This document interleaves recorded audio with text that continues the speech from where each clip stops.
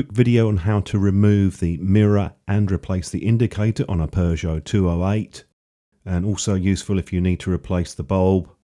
From experience, I do not recommend that you use a screwdriver. You are much more likely to damage and crack the glass.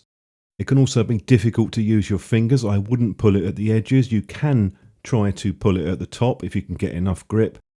There is a better way to do this than trying to use your fingers. There are specific tools that you can get for the job.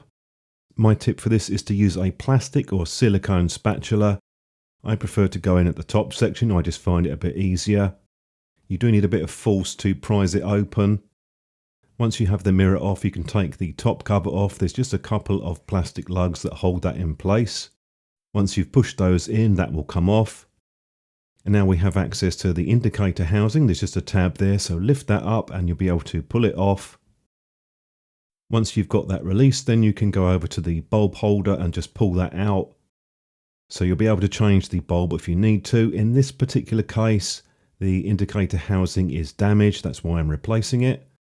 I put the part number up on screen for you, or you can fit one of those funky LED indicator units.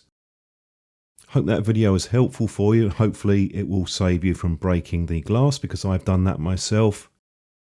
That wraps it up for me on this video, so thank you for watching, and do check out some of my other videos which might be of interest.